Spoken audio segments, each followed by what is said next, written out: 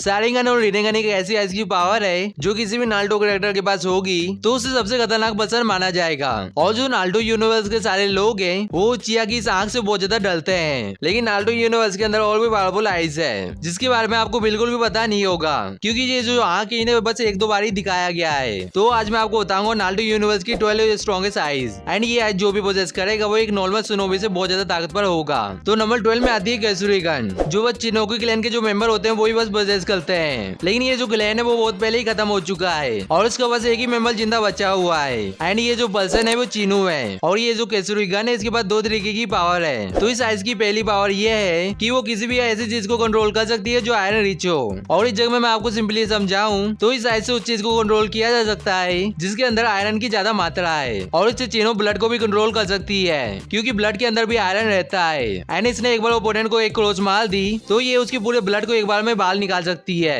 And उस blood से weapon भी क्रिएट कर सकती है। और ये एकदम वैसे ही है कि जैसे पावर अपने ब्लड को कंट्रोल करती है। एंड इस आइज की दूसरी एबिलिटी ये है कि जो ओपोनेंट है उसने एक बार इसकी आंख में देख लिया तो वो इसके गेंजुत्सु के अंदर चले जाएगा। और इतना ही नहीं है, जो इसका यूजर है वो अपने ओपोनेंट को गेंजुत्सु में डाल देता है तो वो उसके अंदर की सारी जानकारी को ले सकता है। लेकिन इस जगह में सोचने वाली बात यह है कि इतनी ब्रोकन एबिलिटी होने के बाद भी इनका क्लैन खत्म हो गया। तो नंबर 11 में आता है रैन मारुका केकेगन का है और ये जो आइज है इसके अंदर शारिंगन और ब्याक्यूगन की मिक्स पावर है। तो चलो इस आइज की पावर को एक्सप्लेन करते हैं। तो पहला ये है कि इसका जो यूजर है वो बहुत दूर तक देख सकता है और साथ साथ उनकी बातों को भी सुन सकता है एंड जो ओपोनेंट का दिमाग है ये उसे भी रीड कर सकता है। तो इसलिए इसके ऊपर जो भी अटैक करेगा उसका अटैक करने का फायदा नहीं होगा क्योंकि इसे ये पहले ही पता चल जाएगा कि ओपोनेंट कौन सा अटैक कर रहा है, जिसकी वजह से इसे आना मुश्किल हो जाता है। एंड इस आइज से तुम गेंजुत्सु को भी यूज कर सकते हो और जो ओपोनेंट है उसे ये बात पता चल गई कि वो गेंजुत्सु के अंदर है तब भी वो गेंजुत्सु से बाहर नहीं निकल सकता। और इससे आप ये अंदाजा लगा सकते हो कि ये गेंजुत्सु कितना ज्यादा पावरफुल होगा।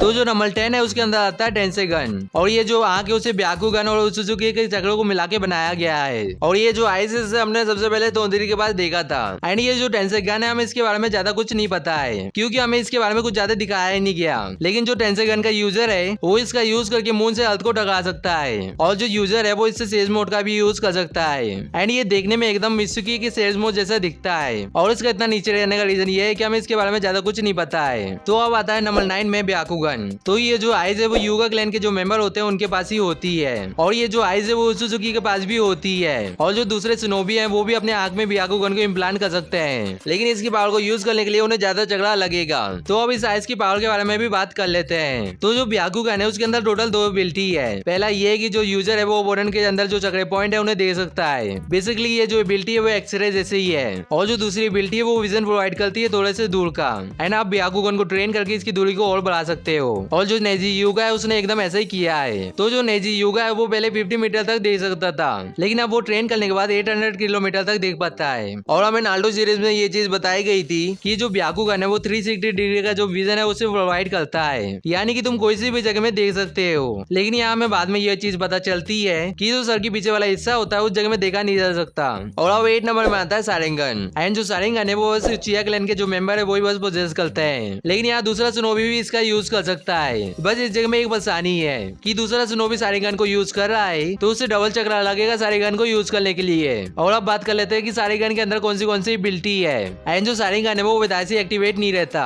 तो आपको शारिंगन को एक्टिवेट करना है तो आपके पास दो चीज होना चाहिए। तो पहला ये है कि आप बहुत ज्यादा डिप्रेशन के अंदर हो एंड सेकंड ये है कि आपको ट्रॉमा से भी गुजरना चाहिए। एंड इस तरह से जो उचिया है उनकी शारिंगन एक्टिवेट होती है। और जो शारिंगन है उसके अंदर भी 3 टाइप होते हैं एंड इस जगह में मैं मांगुगु शारिंगन और इंटरनल मांगुगु शारिंगन की बात नहीं कर रहा हूँ। तो इस जगह में मैं बात कर रहा हूँ 1 टोमोई 2 टोमोई 3 टोमोई शारिंगन के बारे में, जिसे ट्रेनिंग करके अनलॉक किया जा सकता है। और यहाँ जो शारिंगन है वो आपको 3 एबिलिटी प्रोवाइड करती है। तो पहली एबिलिटी ये है कि जो आपका ओपोनेंट है आप उसे बहुत धीमे से देख सकते हो एंड सेकंड ये है कि आप अपने ओपोनेंट के निंजुत्सु गेंजुत्सु और ताइजुत्सु को कॉपी कर सकते हो। और तीसरा ये है कि आप अपने ओपोनेंट के चक्र पुलों को देख सकते हो। एंड अब नंबर 7 में आता है मांगुगु शारिंगन। और जो मांगुगु शारिंगन है इसे भी एक्टिवेट करना पड़ता है एंड इसे एक्टिवेट करना सबसे ज्यादा आसान है। तो इसके लिए आपको अपने फ्रेंड या अपने लेवल को मारना पड़ेगा जिससे आपकी मांगुगु शारिंगन एक्टिवेट हो जाएगी। एंड जो मांगुगु शारिंगन है वो भी आपको 3 एबिलिटी प्रोवाइड करती है। लेकिन जो दूसरे यूजर की मांगुगु शारिंगन है उसके अंदर 2 अलग अलग एबिलिटी होती है। तो इस जगह में आपको एक्सप्लेन करने के लिए ताची की मांगुगु शारिंगन को ले लेते हैं। तो इस ताची के पास पहली एबिलिटी है अमातेरासु, जो एक ऐसी आग है जो किसी को भी जला सकती है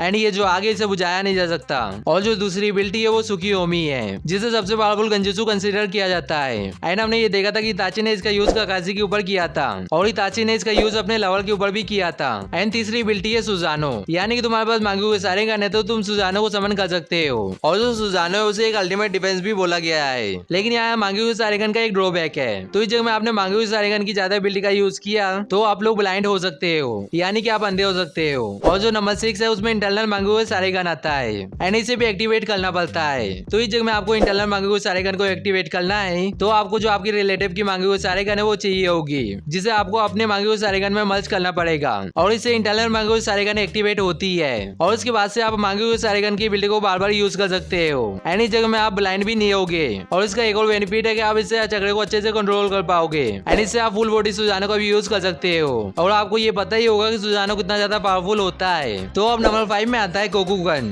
जिसे हमने ईसीसी के पास देखा है एंड इसके अंदर भी बहुत सारी एबिलिटी है। तो पहली एबिलिटी ये है कि ये किसी भी चीज को बहुत ज्यादा छोटा कर सकता है एंड इसका यूजर खुद को भी छोटा कर सकता है। एंड दूसरी एबिलिटी है पॉकेट डिमेंशन, जिसके अंदर टाइम फ्लो निकलता है एंड इसी के अंदर इसी से कि अपने वेपन को भी स्टोर करता है। एंड अब 4th नंबर में आता है रेनेगन एंड नाल्डो के अंदर ये चीज बोली गई है कि जिसके पास भी रेनेगन होती है वो गॉड ऑफ क्रिएशन बन जाता है या वो गॉड ऑफ डिस्ट्रक्शन बन जाता है। और जो रेनेगन है उसे भी एक्टिवेट करना पड़ता है। तो रेनेगन को एक्टिवेट करने के लिए 2 चक्रा चाहिए रहता है, इंदिरा और असुरा का, जिससे रेनेगन एक्टिवेट होती है। और उसके अंदर भी ढेर सारी एबिलिटी होती है। तो पहली एबिलिटी ये है कि तुम इसे इनविजिबल बैरियर को देख सकते हो एंड रेनेगन के अंदर 7 एबिलिटी और है। तो पहला है एनिमल बात, जिससे तुम जायंट एनिमल को समन कर सकते हो। और दूसरा है नरका बात, जिससे तुम मरे हुए लोगों को जिंदा कर सकते हो। और तीसरा है असुरा बात, जिससे तुम अपने बॉडी को वेपन में ट्रांसफॉर्म कर सकते हो। एंड चौथा है ह्यूमन बात, जिससे तुम किसी की भी सोल को बाहर निकाल सकते हो। तो 5th है प्रेता बात, जिससे तुम किसी भी चक्र वाले अटैक को ऑब्जॉर्ब कर सकते हो। 6th नंबर में देवा बात, जिससे तुम ऑलमाइटी बुद्ध जैसे जुत्सु का यूज कर सकते हो। एंड 7वें नंबर में आउटर बात, जिससे ये सारी एबिलिटी कंट्रोल होती है।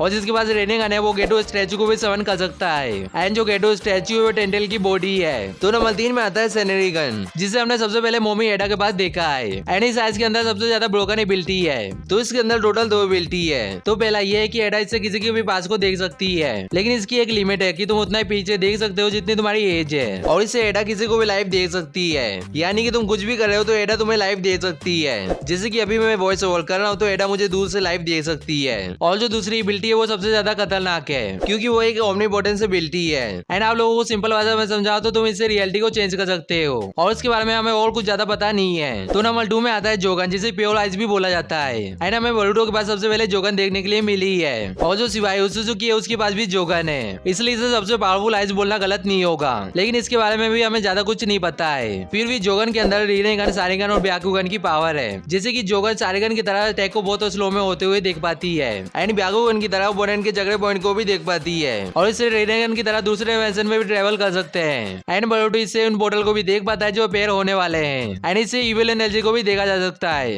एंड अभी भी हमें इसकी पावर के बारे में ज्यादा कुछ नहीं पता है, लेकिन ये जो आइस है वो सिवाय उसुजुकी की है, तो इसलिए इसके अंदर बहुत ज्यादा पावर होगी। और अब नंबर 1 में आता है रेने सारेगन एंड यहाँ मुझे बताने की जरूरत नहीं है, लेकिन जो रेने सारेगन है वो बहुत ज्यादा पावरफुल है एंड जो रेने सारेगन है उसे बस टेंटेल का यूजर ही यूज कर सकता है। और रेने सारेगन की सबसे पावरफुल एबिलिटी है इन्फिनिटी सुकियोमी, जिससे अर्थ के सारे लोग एक इंटरनल चैम्बर में चले जाते हैं एंड वो सारे लोग एक अच्छी जिंदगी जीते हैं अपने ड्रीम के अंदर। और जो रेने सारेगन का जो यूजर है उसके पास 6 डिमेंशन होते हैं जिसे वो कंट्रोल कर सकता है। और जो कागुया उसुजुकी है उसने इसकी पावर का बहुत अच्छे से यूज किया था एंड जो इन्फिनिटी सुकियोमी है वो सबसे पावरफुल गेंजुत्सु है। तो आज के लिए इतने ही, और आपको ऐसी वीडियो देखनी है तो सब्सक्राइब टू बीस टीवी। तो गाइस आज के लिए इतने, हम मिलेंगे किसी नेक्स्ट वीडियो में। सायोनारा।